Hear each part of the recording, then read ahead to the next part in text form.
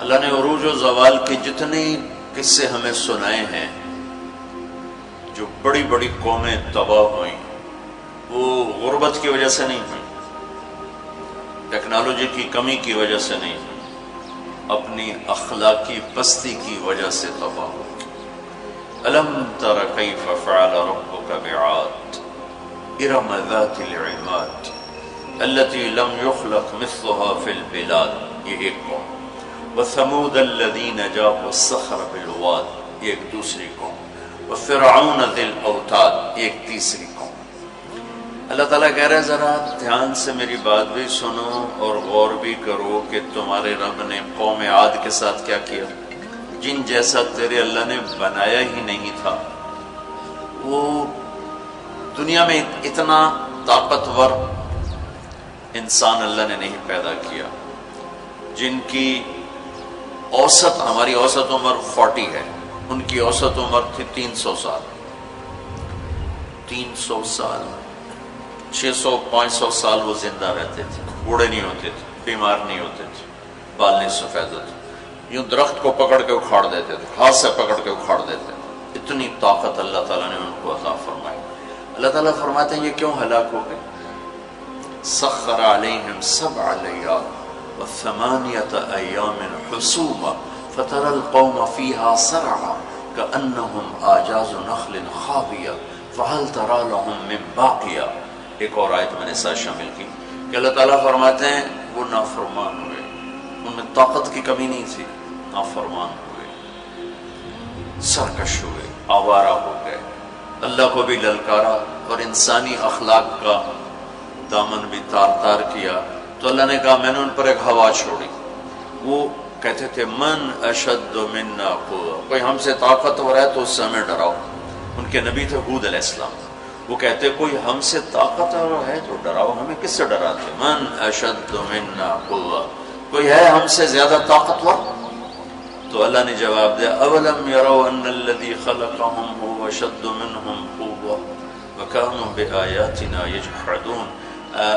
میرے نبی ہود آبی نے بتائیں کہ جس اللہ نے تمہیں نطفے سے اتنا بڑا انسان بنایا ہے نا، وہ تم سے زیادہ طاقتور ہے۔ اللہ تو نظر نہیں آ رہا، لہٰذا وہ کہتے ہو ہے ہی کوئی نہیں، ساڑھے جائے ہے ہی کوئی نہیں، کوئی دکھاؤ۔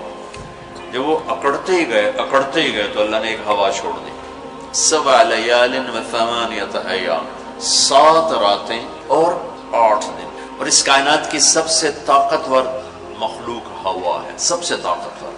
جب اللہ تعالیٰ نے زمین پیدا کی تو یہ امبیلنس تھی، تو اللہ تعالیٰ نے پہاڑ گاڑے تو بیلنس ہو گئی۔ فرشتوں نے کہا یا اللہ پہاڑ سے کوئی طاقتور مخلوق ہے؟ تو اللہ نے کہا لوہا، کاٹ دیتے۔ تو فرشتوں نے پوچھا یا اللہ لوہے سے طاقتور کوئی مخلوق ہے؟ تو اللہ نے فرمایا آگ ہے جو اسے پگھلا دیتی۔ تو فرشتوں نے پوچھا یا اللہ آگ سے طاقتور کوئی مخلوق ہے؟ تو اللہ نے فرمایا پانی جو اسے بجھا دیتا ہے۔ فرشتوں نے پوچھا یا اللہ پانی سے طاقتور کوئی مخلوق ہے؟ تو اللہ نے فرمایا ہوا ہے جو اسے بخارات بنا کے اڑا دیتی۔ تو ہوا اس کائنات کی اللہ نے سب سے طاقتور مخلوق بتائی ہے۔ اب عجب بات بتاؤں، فرشتوں نے پوچھا یا اللہ ہوا سے بھی طاقتور کوئی چیز ہے؟ آپ حیران ہوں گے سن اپنے نبی کی بات۔ تو یا اللہ ہوا سے بھی طاقتور کوئی مخلوق ہے؟ اس کائنات میں ہوا سب سے طاقتور چیز ہے۔ اللہ نے کہا میرے بندے کا میرے نام پہ ایسے خرچ کرنا کہ کسی کو پتہ نہ چلے کہ اس نے خرچ کیا، ایسے دے کہ کسی کو پتہ ہی نہ چلے۔ تو اللہ نے کہا کہ یہ میرے بندے کا میرے نام پہ خرچ کرنا یہ اتنا طاقتور عمل ہے کہ ہوا بھی اس کے آگے جھک جاتی ہے، چونکہ یہ عمل میرے غصے کو بجھا دیتا، میرے غصے کو ٹھنڈا کر دیتا۔ اللہ کے غصے کو ٹھنڈا کرنے والی چیز اللہ کے نام پہ خرچ کرنا۔ مسلمان کنجوس نہیں ہوتا، بخیل نہیں ہوتا۔ تم لوگ کمال سمجھتے دوسرے کی جیب سے کھانا، کیونکہ ہم اس دور سے گزرے، دوسرے کی جیب سے کھانا۔ اور اللہ تعالیٰ کمال دیکھتا ہے کہ اپنی جیب سے کھلا، خود بھوکا رہ کے اوروں کو کھلا۔ ایک دفعہ شیطان ملا کسی عابد کو، نے کہا آج جو پوچھو گے نا سچ بتاؤں. شیطان کہ اچھا ایک بتا دے، تیرے یار کتنے، تیرے دوست کتنے؟ کہنے لگا 3. کون؟ کہ ایک جو غصے والا، غصہ تو سب میں ہے، جس کو غصے پہ کنٹرول نہ ہو، پھٹ جاتا ہو پھٹ جاتا ہو پھٹ جاتا ہو. غصہ سب کو آتا ہے، کھوتے نو غصہ آ جاتا ہے انسان تو انسان. غصہ آنا نیچرل ہے، نہ آئے تو پریشانی کی بات ہے. غصے کو پینا نہیں، برداشت نہ کرنا، اس سے معاشرہ ٹوٹتا ہے. تو اس نے کہا غصے والا بڑا اچھا میرا یار ہے پکا. دوسرا نشہ کرنے والا، شراب پینے والا میرا بڑا گھاٹا یار ہے. اور تیسرا بخیل کنجوس میرا بڑا یار ہے.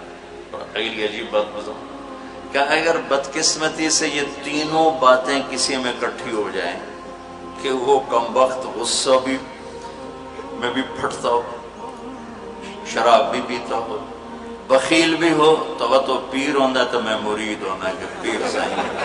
شیطان اس کا مرید ہوتا ہے اور وہ پیر ہوتا ہے، وہ ایسی خطرناک بلا بن جاتا ہے. مسلمان کا صدقہ عادت ڈالو بچوں، خرچ کرنے کی عادت ڈالو. سخی کا کبھی ہاتھ تنگ نہیں ہوگا، اللہ اس کو اپنے خزانوں سے دیکھا. لیکن آج کل ماں باپ سکھاتے ہیں گنجائش کرو گنجائش کرو، جمع کرو جمع کرو، کجیاں میں پیسے ڈالو. اور تم اللہ کے نام پہ لگانا سیکھو، اللہ تمہیں وہاں سے دے گا جہاں سے وہم و گمان بھی نہیں. انفق ولا تخش من ذی العرش اقلالا، خرچ کر اور عرش والے سے تنگی کا ڈر نہ کر. اس مراد فضول خرچی نہیں، اللہ کے بندوں پہ خرچ کرنا، ضرورت مندوں پہ خرچ کرنا. تو اللہ کے نام پہ صدقہ اس کائنات کی سب سے طاقتور چیز، جو کہ ہوا کو بھی سے اوپر اللہ نے بیان کیا، اور اللہ نے کہا یہ تیرے رب کے غصے کو بجھا ٹھنڈا کر دیتا. اللہ نے ہوا چھوڑی اور اس قوم کو تہس نہس کر. ان کے قد ہوتے تھے 50 فٹ 60 فٹ 40 فٹ کے قد ہوتے تھے. تو ہوا نے ان کو ایسے اٹھایا، بگولا چلتا رہا ایسے ہی. تو آپس میں ان کے سر ٹکراتے تھے، ٹھا ٹھا ٹھا ٹھا ٹھا ٹھا، یہاں تک ان کی کھوپڑیاں پھٹ گئیں، ان کے دماغ نکل گئے. پھر اللہ نے پٹک کے زمین پر مارا، دھڑ الگ ہو گئے، سر الگ ہو گئے. اس کے پیچھے تباہی کی وجہ نہ پیسے کی کمی نہ ٹیکنالوجی کی کمی اس دور کی. وَثَمُودَ الَّذِينَ جَابُوا الصَّخْرَ بِالْوَادِ. پھر اللہ نے کہا ایک اور قوم آئی جنہیں پتہ چلا کہ ہود علیہ السلام کی قوم پر ہوا چلی تھی، لہذا ہم کیا کریں گے، ہم پہاڑوں میں گھر بنائیں گے. تو وہ سعودی عرب میں وہ علاقہ میں نے دیکھا ہے جہاں انہوں نے پہاڑ کھود کے گھر بنائے. پہاڑ کھود کے اندر پورا پہاڑ کھودا ہوا، بیچ میں گھر. وہاں کہ یہاں تو ہوا آ نہیں سکتی، ہوا پہاڑ کو کہاں سے اٹھائی، لہذا وہ مستی میں آ گئی. وَثَمُودَ الَّذِينَ جَابُوا الصَّخْرَ بِالْوَادِ. پھر وہ للکارنے لگے، لیا ہوا لیا ہوا. تو اب وہ اللہ کو عاجز سمجھا. تو اللہ نے کیا کیا، فانظر کیف کان عاقبۃ مکرہم انا دمرناہم وقومہم اجمعین فتلک بیوتہم خاویۃ بما ظلموا ان فی ذلک لآیۃ لقوم یعلمون وانجینا الذین آمنوا وکانوا یتقون. کیا کیا اللہ تعالیٰ نے، ایک فرشتہ بھیجا جس نے اگر ایک چیخ ماری، آواز بہت طاقت ہے، ساؤنڈ سے کتنی تباہیت. اس نے ایک چیخ ماری، ان کے کلیجے سب کے پھٹ گئے، چہرے ان کے نیلے پڑ گئے، اور وہ ایک دن میں سارے اللہ تعالیٰ نے مٹی کا ڈھیر بنایا، انہیں دفن کرنے والا کوئی نہ بچا. یہ کیسے تباہ ہوئے؟ ان کی تباہی کے پیچھے نہ ٹیکنالوجی کی کمی ہے نہ طاقت کی کمی. ایک تیسری قوم، وَفِرْعَوْنَ ذِي الْأَوْتَادِ. فرعون جو اس زمانے کا اتنا بڑا بادشاہ تھا کہ انسانی تاریخ میں صرف ایک انسان پیدا ہوا ہے جس نے کہا میں رب ہوں. یہ بات دنیا میں کسی نے نہیں کی. سجدہ تو مسلمان بادشاہ بھی کرواتے تھے، یہ مغلوں کو سجدے ہوتے تھے، یہ ہمارے مغلیہ بادشاہ تھے، اورنگزیب نے آ کر اسے ختم کیا. تو سجدے تو مسلمان بادشاہوں کو بھی ہوتے رہے اور کافروں کو بھی ہوتے رہے، لیکن میں ہی رب ہوں یہ بات ایک انسان نے کی، وہ ہے فرعون. فَقُلْ هَلْ لَكَ إِلَىٰ أَن تَزَكَّىٰ وَأَهْدِيَكَ إِلَىٰ رَبِّكَ فَتَخْشَىٰ فَأَرَاهُ الْآيَةَ الْكُبْرَىٰ فَكَذَّبَ وَعَصَىٰ ثُمَّ أَدْبَرَ يَسْعَىٰ فَحَشَرَ فَنَادَىٰ فَقَالَ أَنَا رَبُّكُمُ الْأَعْلَىٰ. اللہ اکبر. کہنے لگا میں سب سے بڑا رب ہوں. یہ صرف ایک انسان کا دعویٰ. کتنی اللہ نے اس کو طاقت بخشی. بچے ذبح ہو رہے ہیں، کوئی اف نہیں کر سکتا، اف نہیں کر سکتا، کوئی جلوس نہیں نکال سکتا. بچہ پیدا ہوتا ہے ذبح کیا جا رہا، پیدا ہوتا ہے ذبح، بچیاں چھوڑی جا رہی، بچے ذبح کیا. نقتل ابناءهم ونستحيي نساءهم وإنا فوقهم قاهرون. سارا قرآن سے آپ کو بتا رہا ہوں. تو وہ اس زمانے کی سب سے بڑی ٹیکنالوجی، سب سے بڑی طاقت. یہاں کیا زوال ہے؟ اخلاقی پستی. سمود میں کیا زوال ہے؟ اخلاقی پستی. عاد میں کیا زوال ہے؟ اخلاقی پستی. کسی قوم کا سب سے بڑا سرمایہ اس کے اخلاق ہوتے ہیں. ٹیکنالوجی ثانوی چیز ہے، سونے چاندی کی کانیں، تیل کے خزانے، یہ دوسرے نمبر کی چیز ہے. سب سے پہلا سرمایہ وہ آپ میری جو نسل ہو، وہ آپ کے عالی اخلاق، آپ کا اچھا کردار، آپ کی حیا والی زندگی، آپ کی کردار والی زندگی. یہ میرے ملک کا سب سے بڑا سرمایہ ہے. اگر میری نسل کے اخلاق بگڑ گئے، حیا کی چادر تار تار ہو گئی اور ناشگانہ زندگی میں داخل ہو گیا اور وہ ثقافت بن گئی، تہذیب بن گئی، تو اس قوم کے ہلاک ہونے کو کوئی نہیں بچا سکتا. کہ آسمان والے کا فیصلہ اترتا ہے، جب آسمان والا فیصلہ کرتا ہے تو زمین کی ٹیکنالوجی اسے بچا نہیں سکتی. فرعون نے بھی کہا قوموں نے فاتنا بما تعدنا ان کنت من الصادقین. نوح علیہ السلام کی قوم نے کہا نوح علیہ السلام سے، لاؤ کدھر ہے تیرے رب کا عذاب، فاتنا لے کے آؤ، کدھر ہے تیرے رب کا عذاب. انما یاتیکم بہ اللہ ان شاء وما انتم بمعجزین. اللہ جب لائے گا تو پھر تم کچھ کر نہیں سکو. ایک تندور سے پانی نکالا اور ساری نسل کو اللہ نے پانی میں بہا دیا، ساری نسل. تو میں آپ کے سامنے اپنی بات کو مدلل کر رہا ہوں قرآن پاک سے کہ قوموں کے زوال اور عروج کا تعلق ٹیکنالوجی سے تھوڑا ہے اور اخلاقیات سے زیادہ ہے. اخلاقی پستی کسی بھی قوم کے زوال کا سب سے بڑا سبب ہے. اخلاقی بلندی کسی بھی قوم کے عروج کا سب سے بڑا سبب ہے. فرعون نے بچے ذبح کیے، بچیوں کو چھوڑا، عبرت کا نشان بنا دیا لوگ. سولی سب سے پہلے اس نے ایجاد کی اور پھر میرے رب نے فَأَخَذْنَاهُ وَجُنُودَهُ فَنَبَذْنَاهُمْ فِي الْيَمِّ. آگے سمندر، پیچھے فرعون، بیچ میں موسیٰ علیہ السلام کی قوم. تو کہنے لگے مروا دیا موسیٰ، مروا دیا. تو آگے سمندر، پیچھے فرعون، اگا جاؤ تو پانی، پچھو تو فرعون دا سوٹا ان کی دے جاتی. تو موسیٰ علیہ السلام نے کہا کلا، ڈرو نہیں، ان معی ربی. آپ کو عجب تقابل کر کے دکھاؤں.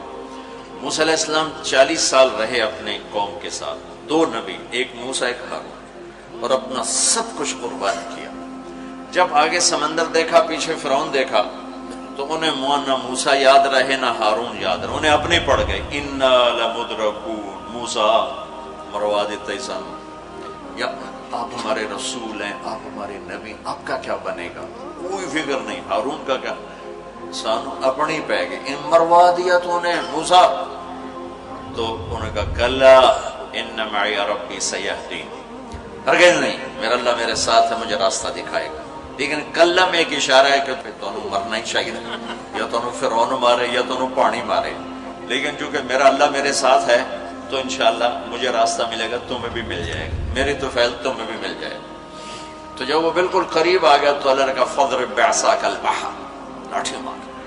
لاٹھی اللہ نے فرعون کے لشکر پہ نہیں مروائی، عجیب بات، کہ پانی پہ لاٹھی مار، بالکل عقل کے خلاف، پانی پہ لاٹھی مار.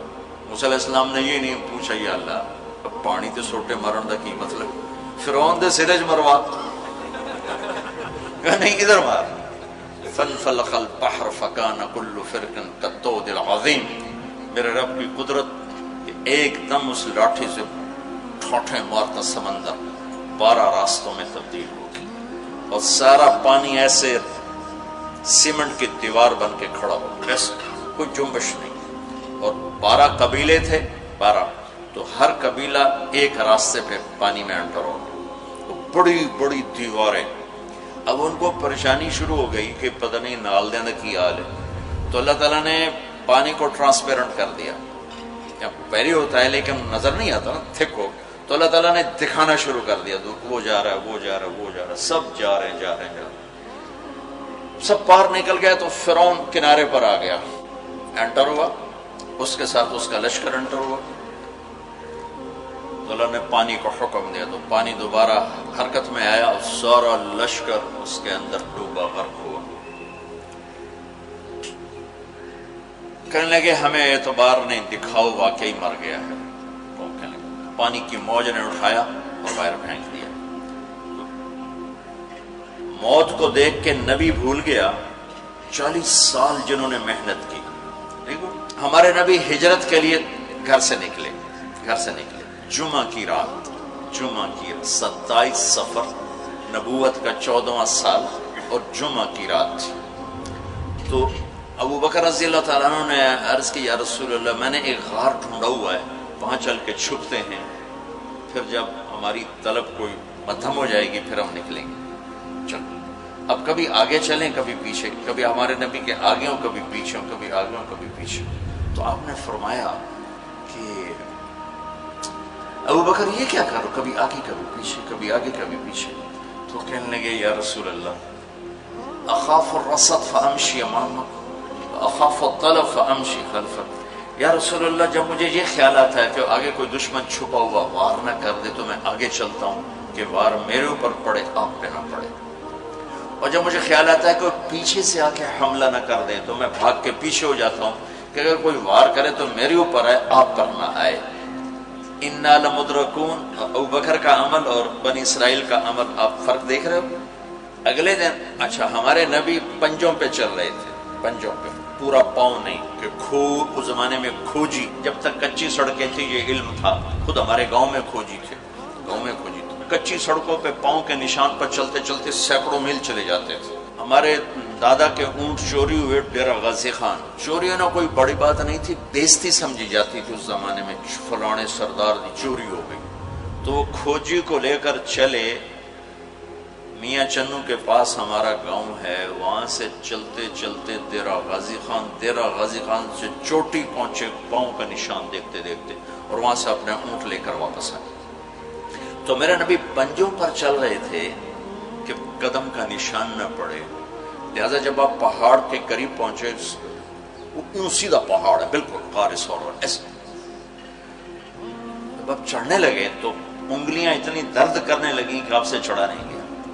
تو ابو بکر رضی اللہ تعالیٰ عنہ نے آپ کو کمر پہ بٹھایا اور کمر پہ بٹھا کے اس پہاڑ کو اوپر لے کر، کبھی اللہ آپ کو لے جائے تو آپ دیکھنا کتنا وہ اوکھا پہاڑ ہے جس پر ابو بکر اوپر لے کر، پھر آپ کو باہر بٹھایا، کہا آپ باہر بیٹھیں، خود اندر تشریف لے گئے۔ اندھیرا تھا تو ٹٹول کے سوراخ بند کرنے شروع کیے، روڑے پتھر اس سے، اب سوراخ باقی تھے اور روڑے ختم ہو گئے، تو اپنی پگڑی اتاری اور اس کو پھاڑ کے سوراخ بند کیے، پھر بھی سوراخ باقی تھے تو کرتا اتارا اور اس کو پھاڑ کے سوراخ بند کیے، پھر ایک سوراخ باقی رہ گیا وہ جس میں سانپ تھا، اس کے اوپر اپنی ایڑی کو رکھ دی، پھر عرض کی یا رسول اللہ آپ تشریف لائیں۔ آپ کو اندھیرے میں پتہ نہیں چلا کہ ابو بکر کے نہ پگڑی ہے اور نہ کرتا ہے۔ جب تھوڑی روشنی ہوئی، صبح صادق ہوئی، روشنی ہوئی تو دیکھا ابو بکر کے نہ کرتا نہ پگڑی، تو آپ نے کہا ابو بکر تیرا کرتا تیری پگڑی؟ کہ یا رسول اللہ آپ یہ دیکھ رہے ہیں یہ سارے سوراخ تھے، مجھے خیال ہوا کوئی چیز آپ کو تکلیف نہ پہنچائے تو میں نے یہ سارے بند کر دیے۔ تو اس پر ایک دم میرے نبی کی آنکھیں بھر آئیں اور اب بے ساختہ روئے اور ہاتھ اٹھا کر رکھا، یا اللہ میں ابو بکر سے راضی ہوں، تو بھی اس سے راضی ہو جا اور اسے جنت میں میرا ساتھی بنا دے۔ تو فوراً جبریل آئے اور عرض کی یا رسول اللہ اللہ تعالیٰ فرما رہے ہیں کہ ہم ابو بکر سے راضی ہیں، وہ جنت میں آپ کا ساتھی بنانے کی بشارت دیتے ہیں۔ بنو اسرائیل کہہ رہے ہیں مروا دیا، اور ابو بکر کیا کر رہے ہیں آپ کو تو قبول کر کے بتا۔ پھر اگلے دن قریش کا کھوجی صرف انگلیوں کو پہچانتا غار سور کی طرف چل پڑا۔ جب وہ چلے تو میرے رب کا غیبی نظام حرکت میں آیا، اللہ نے ایک بیل اگائی، وہ کافی کھلی جگہ، بیل اگائی، بیل، اس کے شاخوں کے اندر اللہ نے مکڑیوں کو حکم دیا، انہوں نے جالا بنا دیا، ایک کبوتری نے آ کے انڈے دے دیے، کھوجی ٹھیک دروازے پہ لے کے آ گیا کا پاؤں کا نشان یہاں تک۔ تو اب ابو بکر کے دل پہ کیا گزر رہی تھی وہ قرآن بتاتا ہے۔ بنو اسرائیل کے دل پہ کیا گزری؟ قرآن نے کہا انہیں اپنی پڑ گئی، اپنے نبی کی بھول گئی. لیکن جب یہاں دشمن سر پہ پہنچا ہے تو ابو بکر کے دل پر کیا گزری اس کو قرآن بتاتا ہے. اذ یقول لصاحبہ لا تحزن ان اللہ معنا. جب ہمارے نبی نے اپنے ساتھی ابو بکر سے کہا غم نہ کر اللہ ہمارے ساتھ ہے، غم نہ کر اللہ ہمارے ساتھ ہے. یہ غم کا لفظ ہے، خوف کا لفظ نہیں، کہ ڈر نہیں، اللہ ہمارے ساتھ ہے. اگر قرآن کہتا لا تخف، ڈرو نہیں، اللہ ہمارے ساتھ ہے، تو ڈرو نہیں کا لفظ بتلاتا کہ ابو بکر کو اپنی پڑ گئی، یار میرا کی بڑھنا. قرآن کہتا ہے غم نہ کر. ابو بکر کو اپنی ذات بھول گئی، اپنے نبی کا غم لگ گیا کہ یا اللہ میرے نبی کا کیا بنے گا، یا اللہ میرے نبی کا کیا بنے گا. تو اللہ تعالیٰ نے فرمایا اس ابو بکر کے سینے کو سامنے رکھ کر کہ اپنے حبیب کی زبان سے کہلوایا غم نہ کر اللہ ہمارے ساتھ ہے، اللہ ہمارے ساتھ ہے. پھر دونوں امتوں کا فرق بتانے لگا. بنو اسرائیل نے سمندر پار کیا، فرعون کو غرق ہوتے دیکھا، اور ایک نبی آگے ایک پیچھے، دو رسولوں کے درمیان جا رہے ہیں. اور آگے ایک بستی میں دیکھا فمروا علی قوم یعکفون علی اصنام لہم، وہ ایک بتوں کی پوجا کر رہے تھے. اتنے ماٹھے تھے عقل کے بنو اسرائیل کہ پتھر کی پوجا ہو رہی. 40 سال نبی کی صحبت ہے، بڑے بڑے معجزے دیکھے، اور ابھی پانی پاؤں پہ لگا ہوا ہے. سمندر کو پھٹتے دیکھا، فرعون کو ڈوبتے دیکھا. موسیٰ علیہ السلام سے کہنے لگے اجعل لنا الہا کما لہم آلیہ. موسیٰ علیہ السلام جی ہماری ایک درخواست. کہنے لگے کیا؟ ایو جے ہے خدا سانو ہی لے دے. ایسے میں انہوں متھر ٹیکی. اتنی چھوٹی عقل کے تھے کہ ایک لے دے ہمیں. ان کو توڑے جا بے عقل میں دنیا جو ایک ہی کوئی انکم قوم تجہلون.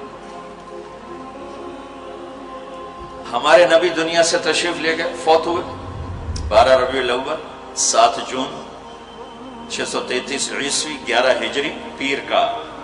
یہی تقریباً یہی ٹائم ہے، اس سے تھوڑا سا آگے، زور سے پہلے. اب دنیا سے تشریف لے گئے، انتقال فرما گئے. صحابہ پہ عجیب و غریب کیفیت طاری ہوگی.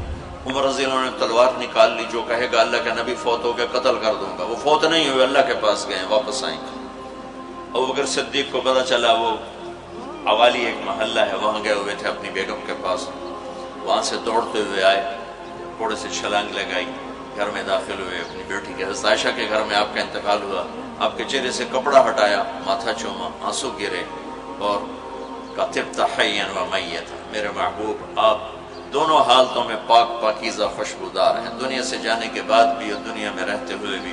پھر تشریف لائے تو عمر کی آواز گرجدار، کوئی نہ کہے میرے نبی فوت ہو گئے. ممبر پر آ کر کھڑے ہوئے کہا عمر بیٹھ جاؤ. عمر کہنے لگے میں نہیں بیٹھتا.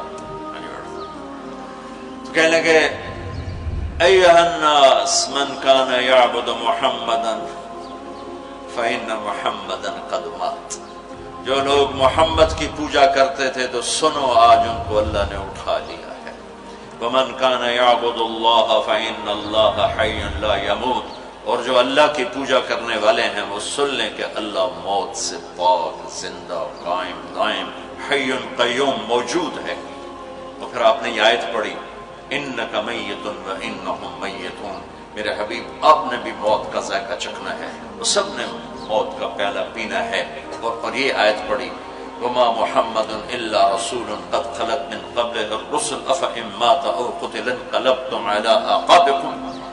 میرے نبی بھی تو رسول ہیں جیسے اور رسول ہے، ان کو بھی تو موت نے آنا ہے، تو تم میرا راستہ چھوڑ دو گے، میرا دین چھوڑ دو گے. تو عمر رضی اللہ تعالیٰ عنہ فرماتے ہیں میری ٹانگوں سے جان نکل گئی، چونکہ مجھے پتہ چل گیا کہ آپ فوت ہو گئے ہیں. تو میں یوں نیچے گرا، سیدھا ایسے اسٹریٹ نیچے گرا کہ مجھے جو لگا جیسے یہ قرآن آج اترا ہے، جیسے یہ قرآن آج اترا ہے. تو ابوبکر صدیق رضی اللہ تعالیٰ عنہ صحابہ کا ایمان اور بنو اسرائیل کا ایمان اب تقابل دو نبیوں کی موجودگی میں اتنے بڑے معجزے دیکھ کر ایک پتھر کا بت دے ہم بھی اس کو سجدہ کریں. اور یہاں میرے نبی دنیا سے جا چکے ہیں اور ابوبکر صدیق اعلان کرتے ہیں کہ اللہ زندہ ہے، موت سے پاک ہے، اور میرے نبی کو اللہ نے بلا لیا جیسے ہر نبی کو بلایا، میرے نبی کو بھی بلا لیا ہے. پہلی امتوں کو 2 نمازیں، ہمیں 5. پہلی امتوں کی مسجد کوئی نہیں، ہماری مسجد. پہلی امتوں کی اذان کوئی نہیں، ہمیں اذان دی. اور اذان اتنا بڑا عمل بنا دیا میرے نبی نے کہ آپ نے فرمایا کہ اذان دینے والا قیامت کے دن سب سے اونچے مقام پر کھڑا ہوگا. حضرت علی فرمایا کرتے تھے کاش میں اللہ کے نبی سے حسن حسین کے لیے مسجد نبوی کی اذان مانگ لیتا. یہ حضرت علی فرمایا کرتے تھے. اور جنگ قادسیہ میں مؤذن زخمی ہو گیا تو اذان دینے کے شوق میں سردار آپس میں الجھ گئے، ایک کہتا میں دوں گا، ایک کہتا میں دوں گا. پھر قرعہ اندازی ہوئی، جس کا نام نکلا اس نے اذان دی. حضرت عمر فرمایا کرتے تھے اگر میں امیر المومنین نہ ہوتا، اگر میں خلیفہ وقت نہ ہوتا تو میں مسجد نبوی کا مؤذن بننا پسند کرتا. کسی کو اذان نہیں ملی، ہمیں اذان. پہلا مؤذن بلال بنا. پہلے مؤذن اللہ نے بلال کو یہ عزت عطا فرمائی. دنیا میں یہ ہے اور آخرت میں یہ ہے کہ میرے نبی نے فرمایا کہ جب جنت میں جانے کا وقت آئے گا تو جنت کی میرے لیے سواری لائی جائے گی، میں اس سواری پہ بیٹھوں گا تو اس کی جو وہ رسی ہوگی وہ ایسے نیچے گر جائے گی، نیچے گرے گی. اس رسی کے یعنی اس کی جو لگام ہوتی ہے وہ نیچے گرنے کا مطلب ہے یہ ایسے نیچے گر گئی. اب نیچے گرنے کا مطلب ہے کہ اس کی ڈرائیونگ میرے نبی نے نہیں کرنی. کوئی آنے والا ہے، کوئی ڈرائیور آنے والا ہے جو رسی پکڑ کے چلے گا، کوئی کوچوان آنے والا ہے جو اس کو پکڑ کے چلے گا. رسی کا گرنا ایک انڈیکیشن ہے کہ کوئی نصیب والا اب آئے گا. جب آپ کی سواری کھڑی ہوگی، رسی نیچے ہے، تو اب سب کی گردنیں ایسے ہوں گی، کون، سب قیاس کرتے کون کون کون. اللہ کی طرف سے اعلان ہوگا بلال کو بلایا جائے، بلال بلال. تو بلال آپ کی سواری کی لگام پکڑیں گے اور آپ نے فرمایا کہ سب سے پہلے میں جنت میں جاؤں گا وہ بلال میرے ساتھ ہوگا، میری سواری کی لگام پکڑ ہو جائے گا. تو ہمیں اذان ملی، کسی امت کو اذان نہیں ملی. ہمیں 5 نمازیں ملی، کسی امت کو نمازیں 2 نمازیں، ایک فجر کی 2 رکعت، عصر کی 2 رکعت. باجماعت نہیں، ان کو اپنی کتاب یاد نہیں، ہمیں قرآن یاد ہے. میرے مدرسے میں ایک بچہ اب ماشاءاللہ امریکہ میں وہ پڑھا رہا ہے، اس نے 30 دن میں قرآن یاد کیا. صبح یاد کرتا تھا، شام کو تراویح میں سناتا تھا. میرے مدرسے کا بچہ صبح بیٹھ کے مغرب تک پورا سپارہ یاد کر کے اور عشاء کو تراویح میں سنا دیتا تھا. اللہ نے ہمیں ایسا قرآن دے دیا کہ 1 مہینے میں بھی یاد ہو جاتا ہے. 3 دن میں بھی ایک بزرگ نے یاد کیا، 3 دن میں قرآن یاد کیا. اللہ نے ہمیں قرآن کی دولت عطا فرمائی، پڑھنے کے لیے 5 نمازیں عطا فرمائی، تہجد کی نماز عطا فرمائی، اوابین کی نماز دی، اشراق کی نماز دی، چاشت کی نماز دی. نماز